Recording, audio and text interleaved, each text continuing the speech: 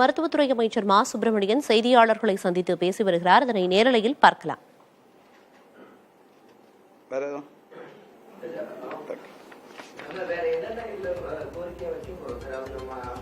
சட்ட வல்லுநர்களுடன் கலந்து ஆலோசனை செய்து இதுல இருக்கிற இப்ப தீர்ப்பு நேற்றுக்கு காப்பி வந்திருக்கு.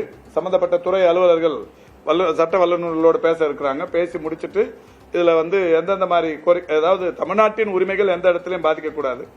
குறிப்பா இந்த முதுநிலை மருத்துவ படிப்புல அரசு பணியில் இருக்கிற மருத்துவர்களுக்கு எந்த விதமான பாதிப்பும் ஏற்படாத வகையில் எந்தெந்த மாதிரியான கோரிக்கைகள் இதை வலியுறுத்துறதுங்கிறத பேசி முடிச்சுட்டு அதுக்கப்புறம் அதை தாக்கல் பண்ணுவாங்க.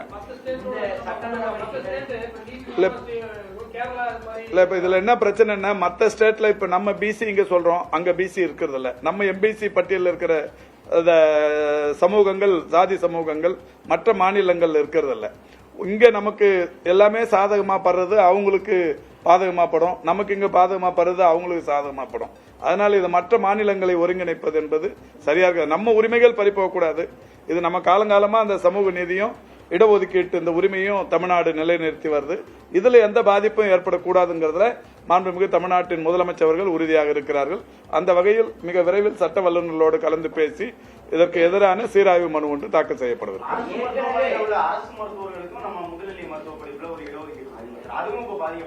ஆமா, எல்லாமே பாதிக்கப்படும். அரசு மருத்துவர்களுக்கு தான் இது பாதிப்பு. அரசு மருத்துவர்களுக்கு இடஒதுக்கீட்டு அடிப்படையில் தரப்பட்டுக் கொண்டிருக்கிற அந்த உரிமைகள் முழுமையா பாதிக்கப்படும். அது இல்லாம மைனாரிட்டி இன்ஸ்டிடியூஷன்ஸ்ல அவங்க தமிழ்நாட்டில் நடத்துற அந்த இதுவுமே முழுமையா பாதிக்கப்படும். ஒட்டுமொத்தமா 69% இடஒதுக்கீட்டுக்கு இது ஒரு மிகப்பெரிய அளவிலான பின்னடைவை ஏற்படும்.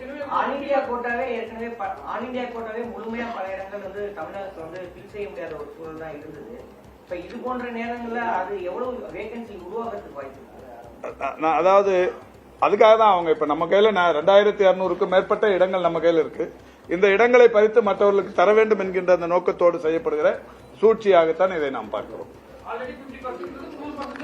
ஆமா, 100 எடுத்துக்கிறாங்க. அது இல்ல நம்ம 100 நம்ம அந்த 50-50 ஏற்கனவே இருக்கிறத தொடரணுங்கிற வகையில நம்ம சீராய்வு மனு தாக்கல் பண்ண போறோம். ஏற்கனவே இதே மாதிரி சூப்பர் ஸ்பெஷாலிட்டிக்கு ஒரு சோதனை வந்தது 2000.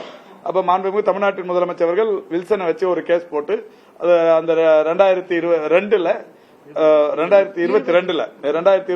நமக்கு சாதகமா ஒரு தீர்ப்பு இப்ப சூப்பர் ஸ்பெஷாலிட்டியில அவங்களுக்கு கொடுக்கிற அந்த அரசு மருத்துவர்கள் பாதிக்கப்படாமல் அவர்களோட உரிமை இன்றைக்கு நிலைநிறுத்தப்பட்டிருக்கிறது. அது மாதிரி இதுவுமே தமிழ்நாட்டின் மருத்துவர்களுக்கு, முதுநிலை மருத்துவர்களுக்கு எந்த விதமான பாதிப்பும் வராமல் அதை சீர் செய்வதற்குரிய நடவடிக்கைகளை இந்த அரசு எடுத்து வருது. இந்த ஆண்டு இல்ல, இப்ப ஏற்கனவே 2 ரவுண்ட் முடிஞ்சிருச்சு. இப்ப 3rd ரவுண்ட் போயிட்டு இருக்கு. இந்த ஆண்டு இல்லன்னு சொல்லிட்டாங்க. இப்ப இருக்கிறது அப்படியே செல்லுபடியானாங்க. அடுத்த வருஷத்துக்கு தான் இது.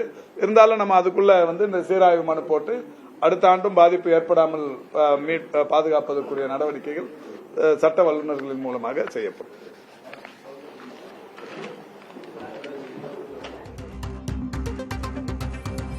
வசிப்பிட அடிப்படையிலான இடஒதுக்கீடு கூடாது என உச்சநீதிமன்றம் தீர்ப்பு வழங்கிய நிலையில் அது தொடர்பாக செய்தியாளர்கள் சந்திப்பில் மருத்துவத்துறை அமைச்சர் மா சுப்பிரமணியன் பேசினார். முதுநிலை மருத்துவர் மாணவர் சேர்க்கை தொடர்பான உச்சநீதிமன்ற தீர்ப்பை எதிர்த்து சீராய்வு மனு தாக்கல் செய்ய இருப்பதாகவும் அமைச்சர் குறிப்பிட்டார். உச்சநீதிமன்றத்தின் தீர்ப்பால் 1200 முதுநிலை மருத்துவ இடங்கள் பறிபோகும் சூழல் தமிழ்நாட்டிற்கு ஏற்பட்டிருப்பதாகவும் செய்தியாளர்கள் சந்திப்பில் பேசிய மருத்துவத்துறை அமைச்சர் மா சுப்பிரமணியன் குறிப்பிட்டிருந்தார். மேலும் மாநில அரசின் 69 விழுக்காடு இடஒதுக்கீடு முறைக்கு பாதிப்பை ஏற்படுத்தும் வகையில் உச்சநீதிமன்ற தீர்ப்பு இருப்பதாகவும் அமைச்சர் குறிப்பிட்டார். இதுகுறித்து பேசுவதற்காக சமூக நீதிக்கான மருத்துவர் சங்கத்தைச் சேர்ந்த திரு ரவீந்திரநாத் அவர்கள் இணைப்பில் இருக்கிறார். சார் வணக்கம். வணக்கம் சார், வசிப்பிட அடிப்படையிலான இடஒதுக்கீடு கூடாது அப்படின்னு உச்சநீதிமன்றம் ஒரு தீர்ப்பு வழங்குச்சு.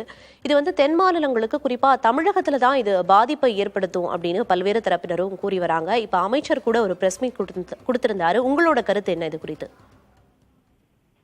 அது உண்மையான கருத்து தான். நேற்றைய தினம் உச்சநீதிமன்றத்துல 3 நீதியரசர்கள் கொண்ட அமர்வு ஒரு தீர்ப்பு வழங்கியிருக்கு. அந்த தீர்ப்பை சுதான்சு துலீப் என்ற நீதியரசர் தான் அந்த தீர்ப்பு எழுதியிருக்காரு. அப்படி அந்த தீர்ப்பு என்ன சொல்லிருக்காங்கன்னாக்க, மாநில அரசுடைய கோட்டா இடங்கள்ல, ஸ்டேட் கோட்டாவில் டொமிசைல் ரிசர்வேஷன் கூடாது, அதாவது வசிப்பிட அடிப்படையில் இடஒதுக்கீடு கூடாது. அவ்வாறு ஸ்டேட் கோட்டாவில் வசிப்பிட அடிப்படையில் இடஒதுக்கீடு கொடுப்பது என்பது அரசியல் சட்டத்துடைய 14வது பிரிவுக்கு எதிரானது. நம்ம இந்தியா முழுவதும் வசிப்பிடமா கொள்ளணும். இந்திய குடிமக்கள் இந்தியாவில் எந்த பகுதியில் வேணாலும் வசிக்கலாம், எந்த பகுதியில் தொழில் தூங்கலாம், எங்க வேணாலும் படிக்கலாம். அவ்வாறு இருக்கின்ற பொழுது பிராந்திய வாரியாகவோ இல்ல மாநில வாரியாகவோ இடஒதுக்கீடை நடைமுறைப்படுத்துவது என்பது சரியல்ல, அது அரசியல் சட்டத்துக்கு முரணானது. அது அரசியல் சட்டம் அதை அனுமதிக்காது என்று சொல்லி அந்த தீர்ப்புல சொல்லியிருக்காங்க. அவ்வாறு பார்க்கின்ற பொழுது ஏற்கனவே நம்ம இதுல எம்பிபிஎஸ் பொருந்தான்னு சொல்லியிருக்காங்க. ஆனா பிஜிக்கு மேற்படிப்புகளும் பொருந்துன்னு சொல்லியிருக்காங்க. அவ்வாறு இருக்கின்ற பொழுது ஆல் இந்தியா கோட்டாவுக்கு நம்ம பிஜியில ஏற்கனவே 50 விழுக்காடு இடங்களை கொடுக்குறோம். மீதி 50 விழுக்காடு இடங்கள்ல ஸ்டேட் கவர்மெண்ட் கோட்டாவா இருக்கு.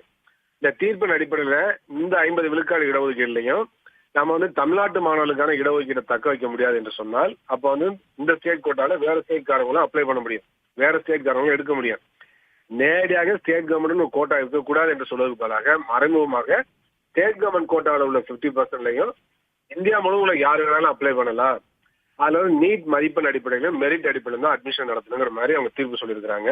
இது மிகவும் பாதிக்கக்கூடிய விஷயம். இது மாநில உரிமைகளுக்கு எதிரானது, கூட்டாட்சி கோட்பாட்டுக்கு எதிரானது, சமூக நீதிக்கு எதிரானது, இடஒதுக்கீடு எதிரானது. ஏன்னா தமிழ்நாட்டில் 69 விழுக்காடு இடஒதுக்கீடு நம்ம பிஜி அட்மிஷன்ல நடைமுறைப்படுத்துறோம். இப்ப இந்த அட்மிஷன் ப்ராசஸ் ஃபுல்லா சென்ட்ரல் கவர்மெண்ட் எடுத்துட்டாங்கன்னாக்க சென்ட்ரல் கவர்மெண்ட் இடஒதுக்கீடு தான் நடைமுறைப்படுத்தப்படும்.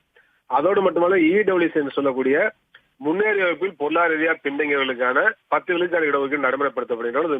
மிகப்பெரிய பாதிப்பு சமூக நீதிக்கு உருவாக்கும் என்பதெல்லாம் நம்ம பார்க்க வேண்டிய அவசியம் இருக்கு. அதே மாதிரி பெண் மருத்துவர்களுக்கு எதிரான ஒரு பாதிப்பை உருவாக்கும். எனவே நாங்க இந்த உடனடியாக நம்மளுடைய ரெவியூ பெட்டிஷனை மறுசீராய்வு மன்றம் தமிழ்நாடு அரசு உச்சநீதிமன்றத்தில் தாக்கல் செய்யணும்னு சொல்லியிருக்கோம்.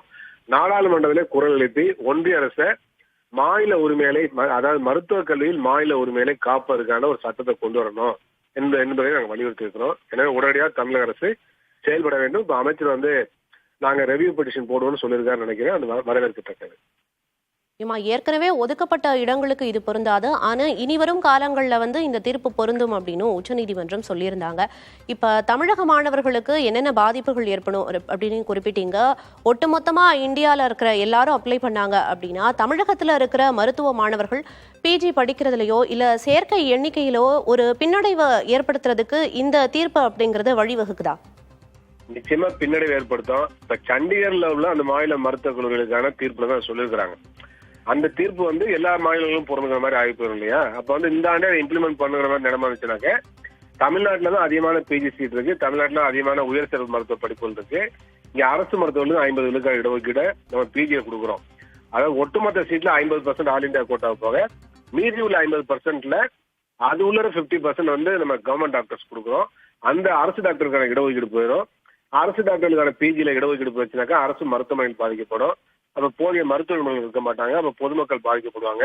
தனியார் மருத்துவமனைகளும் அதே பிரச்சனை உருவாகும்.